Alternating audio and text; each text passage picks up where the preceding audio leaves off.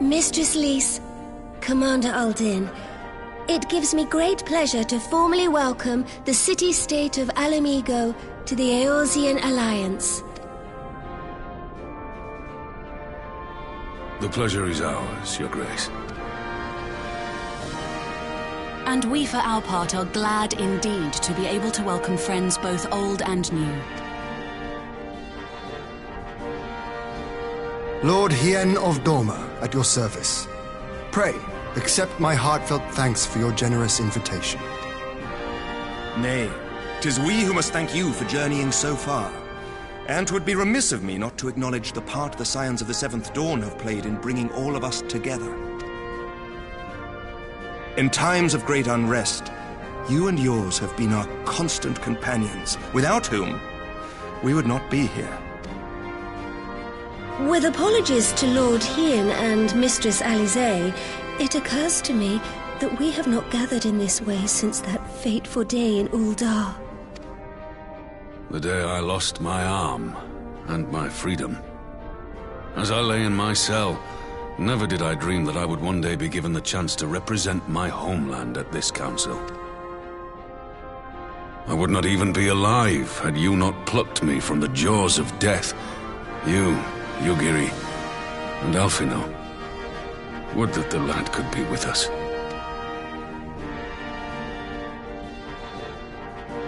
I too owe my presence here to Alphino, in so many ways. Until such time as he returns, I mean to carry on his good work as best I can.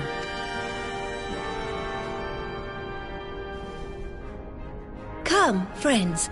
Let us leave the past in the past and turn our eyes to the future. My Lord Hien, pray, tell us how things stand in the east.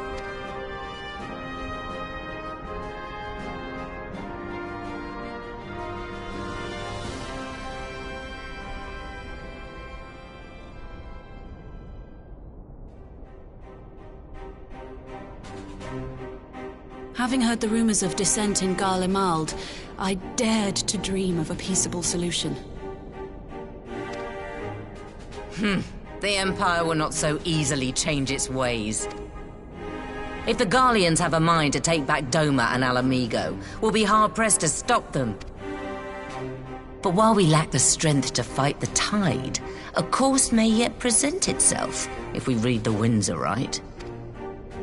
The winds suggest but one course to me. One which leads from the sea unto the river and thence to the source of all our woes. The Ascians. Indeed. All here have felt their blighted touch. They who bestowed upon him the secrets of summoning, as they have so many others before and since. And while they remain, we shall know no peace. Our objective is clear.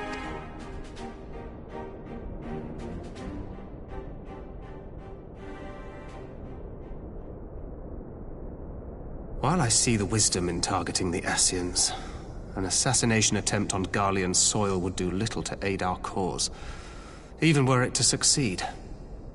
It's time we used our enemy's preferred tactic: subterfuge.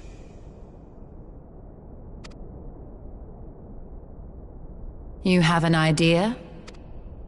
Speak your mind, Master Thancred. None here know the enemy better than the Scions. Whatever it is you propose, we will give it fair hearing. Very well, Admiral.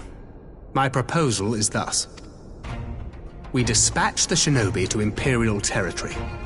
There, they sow the rumor that the Crown Prince perished in the battle for Alamigo, and that the man parading around is in fact a corpse inhabited by a servant of darkness.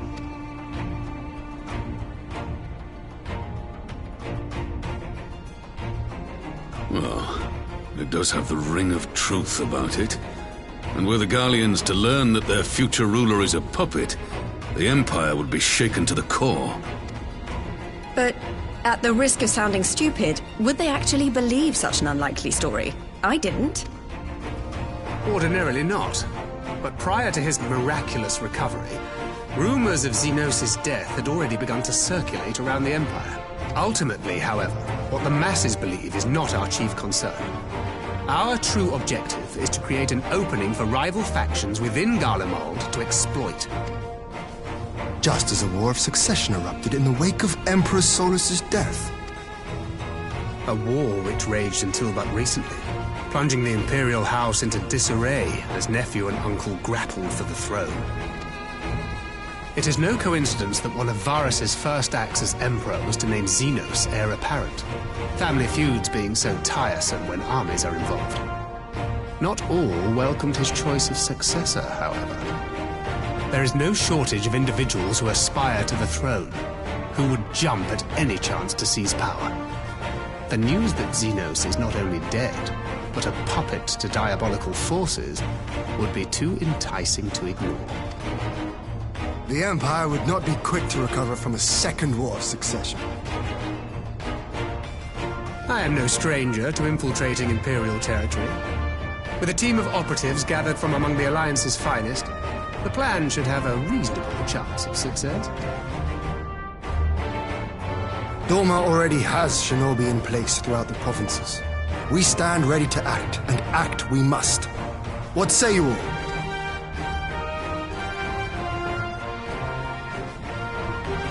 I'm for Master Thancred's proposal. 'Twas his plot that scuttled Doma's negotiations, was it not? Let us wage this war of subterfuge.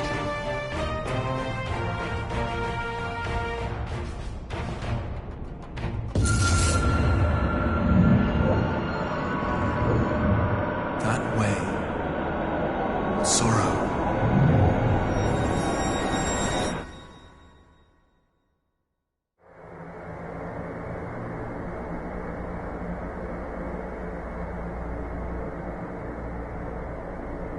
History must be changed.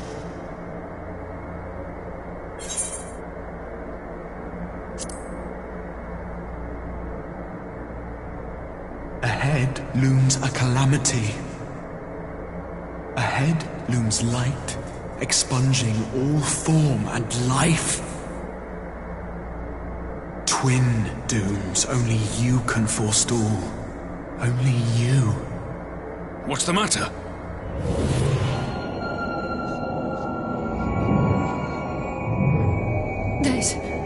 There's a voice! Spies in our midst? Nay, I sense no such presence. Let expanse contract, eon become instant.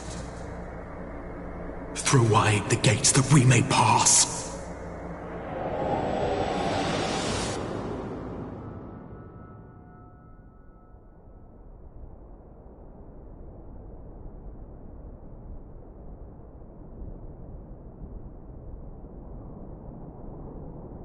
Is it over?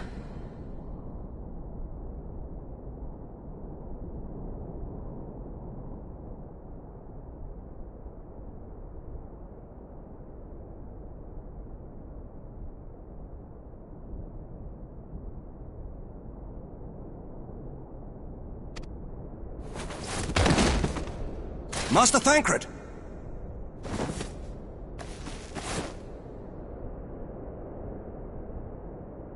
For Fend.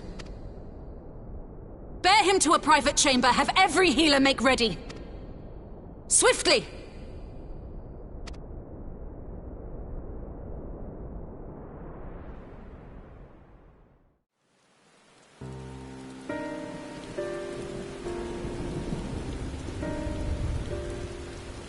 Master Thancred remains in slumber. Though his vital signs appear stable, he's unresponsive. What could have done this? And why just him and not the others? I'm afraid we could not identify the cause, my lady. Our examinations revealed no wounds, nor the presence of any poisonous substances. Gods, that only makes it worse. You're to let us know the moment there's any change, all right?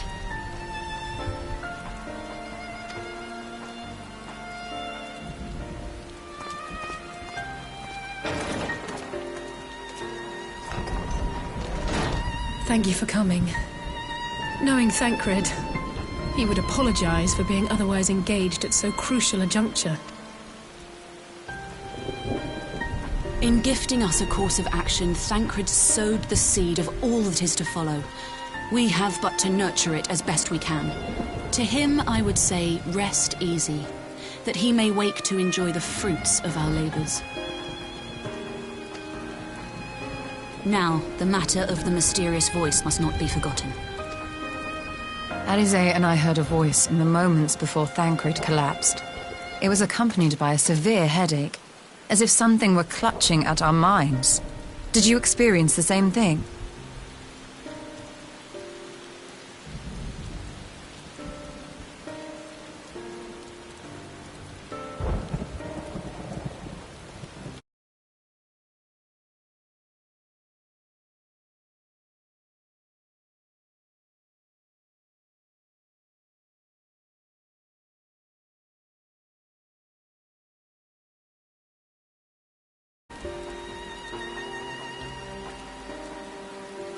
So, in between the voice and the pain, you felt as if you were somewhere else entirely.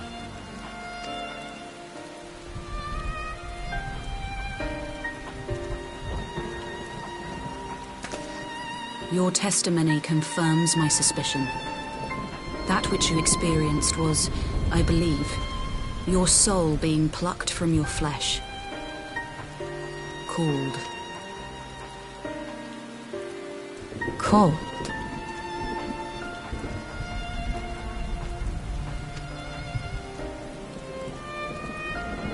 I myself examined Thancred.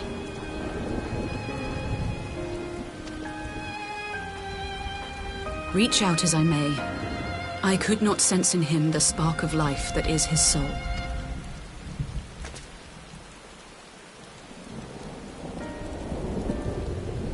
That Thancred alone was stricken so is likely due to his heightened sensitivity to the effects of ether, a consequence of his prior possession by the Ascian Lahabrea. The owner of the voice, whoever it may be, reached out to you, called your souls, and in so doing, caused you and yours such pain. But if that's true, where exactly are we being called to? I know not. Yet one thing is plain. Whoever waits for you on the other side is possessed of a power unlike any I have ever known.